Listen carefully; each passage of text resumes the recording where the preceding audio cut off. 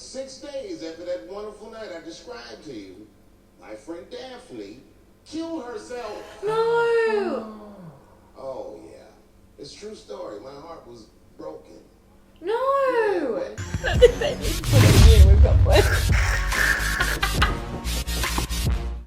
What's going on, guys? Thanks for watching. I'm Ed. And I'm Kat. And we are The Roots React. We've got a little something different for you today. So, we are going to watch Dave Chappelle, The Closer. That's right. So, we're going to do, as you can probably tell by the way that this is looking, it's a little different. So, this is mainly going to be shown in full for our Patreon patrons, which we just want to say to them, big thank you for becoming a patron. We have lots of videos in there, lots of music video reactions, things like this, full comedy specials. So head over there and support us. We greatly appreciate it, but you don't have to. Chill on YouTube and you'll see shorter clips like you're watching right now if you're on YouTube. But we're going to get into this. So here we go. Dave Chappelle, The Closer. Before I go, I want to share this story with you because it's important to this point. I want your community to know that one of the coolest people I ever met was a transgender woman. And this is not a man that I knew that became a woman. This woman was trans when I met her. Lived in San Francisco. Daphne was the name. I would do 18 shows in the Bay Area, sometimes in Oakland and Dirty Hood nightclub, and she would be there, white trans woman, laughing loud and hard at everything I said, especially the trans jokes. Very puzzling, because she was obviously trans. And one night after one of the shows, I met her.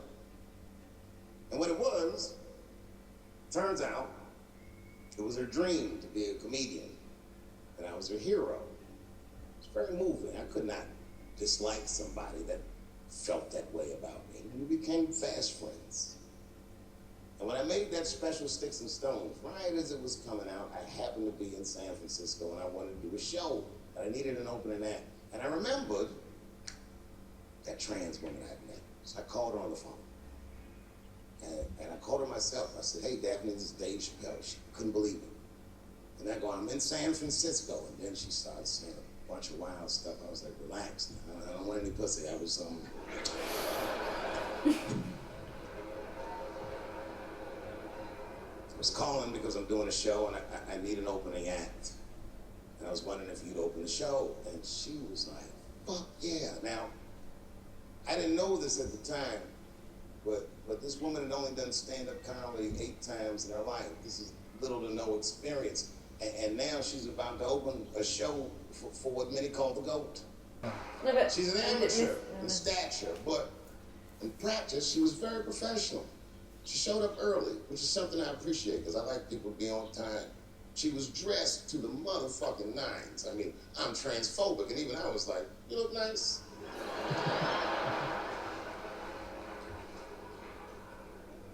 Went up on the stage with all the swag of a professional comedian, grabbed that mic and walked right down the middle and looked at the crowd like a gangster. Man, you should have seen her work. This bitch bombed for 45 minutes straight. Oh, shit. And I am not exaggerating, young man. That show was terrible. Stomp. And then she brings me on, and you know, I was like a glass of water after a handful of salt. The crowd was happy to see me. But here's what impressed me. Any other comedian I've ever seen, if they had bombed as bad as she did, would have snuck out of the back of the theater and went home and cried or something. But she didn't do that. Not only did she not leave, she found a seat right up in front. You know, when a new comedian watches an experienced comedian in comedy, we call this taking class. And this bitch took my whole class. She sat up there and was laughing as hard as she always laughs, as if nothing bad had even happened to her. And I saw her show. Something bad happened to her.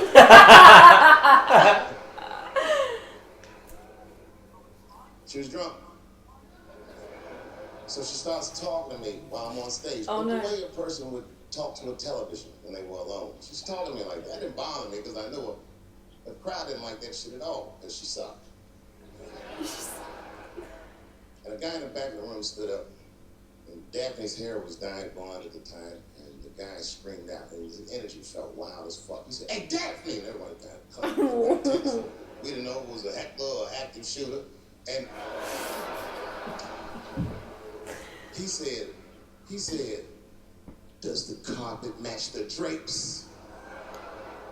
Yeah, it was fucked up. The whole crowd kind of groaned because it was so like mean. Everybody groaned except for Daphne. She kind of laughed. It was weird, and she didn't even look all the way back.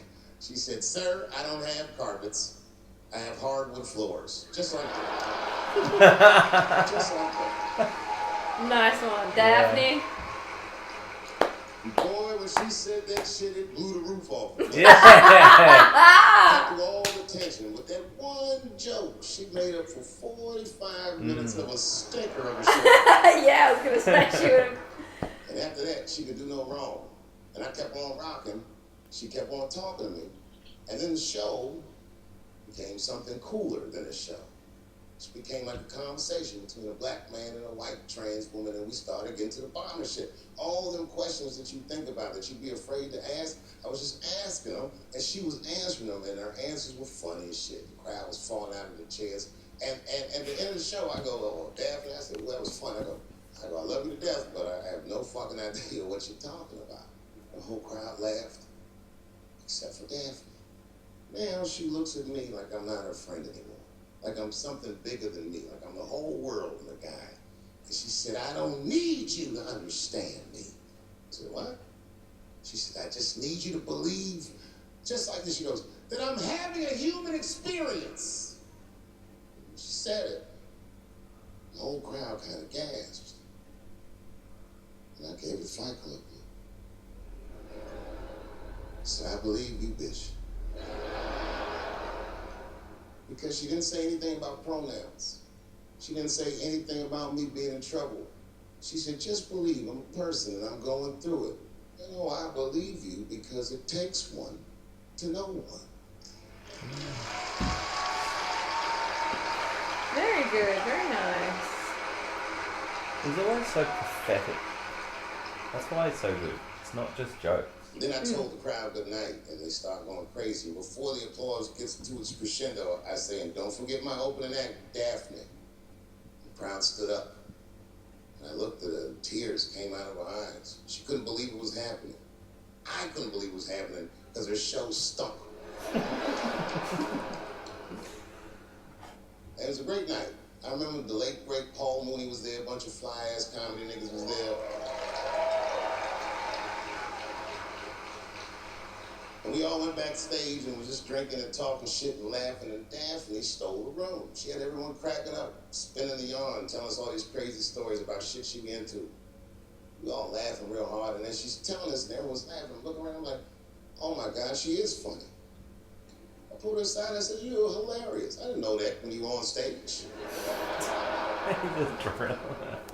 I said, "You're doing some things wrong, but I can help you." I said, "Anytime I'm in San Francisco, why don't you open the show for me, and I'll just try to give you some pointers, see if you can't work this thing out." She said, "Are you serious?" I said, "Yeah." And she grabbed me real tight, hugged me, squeezed me, and I pushed her off violently because I'm transphobic. I said, "Boundaries, bitch."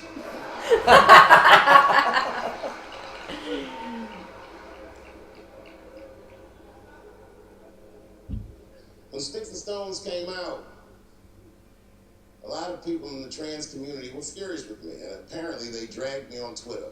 I don't give a fuck because Twitter's not a real place. Great.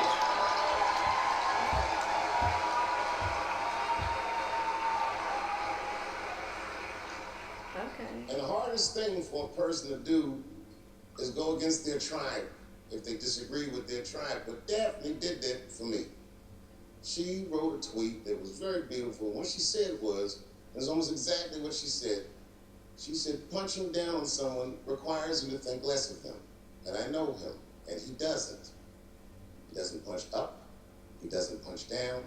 He punches lines, and he's a master at his craft." That's what she said. Ah, yeah, I believe that. I believe that. Beautiful. They're just looking for an Beautiful. excuse. It took a lot of heart. to defend me like that. And when she did that, the trans community dragged that bitch all over Twitter. For days, they was going in on her, and she was holding her own because she's funny. Yeah. But 6 days after that wonderful night I described to you, my friend Daphne killed herself. No. Oh, yeah. It's a true story. My heart was broken. No. Yeah, wasn't the jokes. I don't know if it was them dragging her. I don't know what's going on in her life, but I bet dragging her didn't help. I was very angry at them. I was very angry at her. I felt like Daphne lied to me. She always says she identified as a woman. And then one day she goes up to the roof of a building and jumps off and kills herself. Oh. Clearly. Only a man would do some gangster shit like that. Hear me out. As hard as it is to hear a joke like that, I'm telling you right now, Daphne would have loved that joke. That's why she was my friend. Oh, I'm so sad. Yeah. I was like ready to look her up and be like, I was reading her obituary, and I found out she was survived by a daughter. And the moment I found that out, and this is true, Anderson Cooper from CNN texted me. And all he said is very nice. He said, "I'm sorry to hear about your friend." And I texted him right back, "New phone, who this?" He said, "It's Anderson Cooper." I said, "Oh," I said, "Anderson." I go, "Look, I need to find her family." And he texted me right back with all the phone numbers and all this information. I say this to say, if you ever want to know about anything gay, call Anderson Cooper from CNN. This nigga is faster than Google.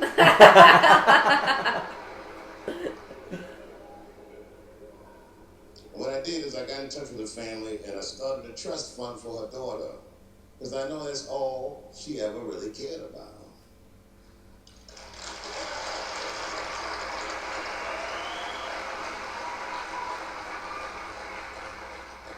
And I don't know what the trans community did for her, but I don't care because I feel like she wasn't their tribe. She was mine. She was a comedian in her soul.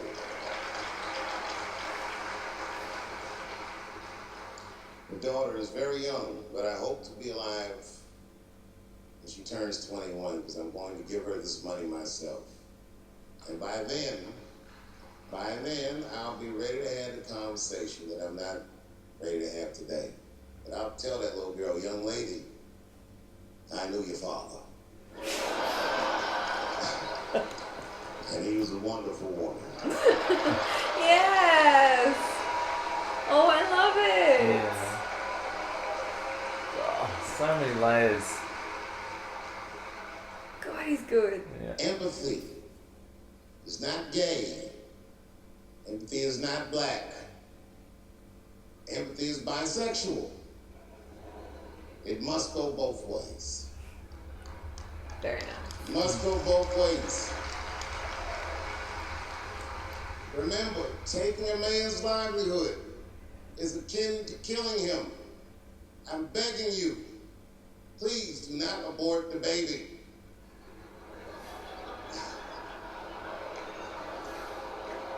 But do it get it.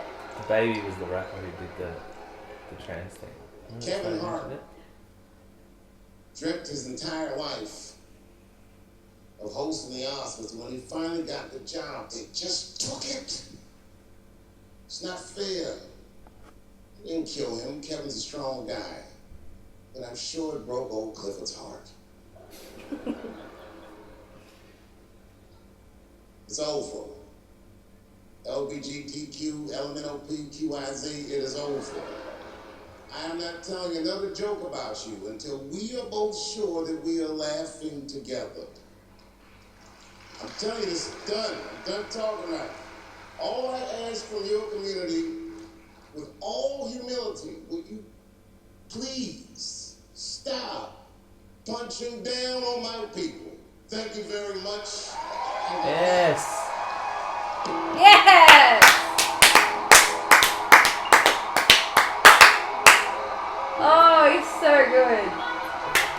Alright, that was Dave Chappelle, The Closer. That was The best clothes I've ever seen. That was really good. so clever. Good. Like you said, so many layers. So many layers. He's so good in, he can make you laugh, makes you think, and when the people who are upset at him, like the big drama about this at the moment was like the trans community's outraged. It's like, did they watch it? And if they watched that and didn't see that, yes, there's jokes in there, they're meant to be like, whoa, it makes you laugh, it makes you relax about all your problems, and if you can't look at yourself in a silly way, like you're just a robot, but he lays it all out, and can't you see that like he's coming from a point of like African American people, it's like, what? So now we're just pushed to the side. Like I'm less, like we've been fighting for all these things, but you just jump the queue. And like, sure, there shouldn't be like a single line queue, like a totem pole, you know. But it's like, I just think it's so like. I literally saw a news article today that said Dave Chappelle is like a black, or was it a black piece on a white chessboard, like that. What? Like radical white supremacists. They're calling him a white supremacist. What? They're basically calling him a coon. Uncle Tom, like a coon. And I just think... When you say they, white people are calling him that? Well, yeah, because most trans people are. But it's... Wow, I feel like it's just... Oh, you should see it. It's just ridiculous. So anyway, they haven't watched it. If you watch that and you are of rational mind, regardless of whatever your preference is... Bring it back to what he's talking about. He's talking about being just a human being. And having human being experiences and having that empathy to go both ways, like he said. Just empathy. And if you can't do that, then are you a human being? Yeah, I don't know. It's probably wrong to be a human being. Maybe we're not. We're not human. We're not human. But maybe that is phenomenal. Watch it. Watch it. Please, if you're watching this on YouTube, like, comment, subscribe, do all the things. Dave Chappelle, what a master. Yep. The GOAT comedy. It's great. I'm Ed. I'm Kat. And we are The Rouge React. See you next time.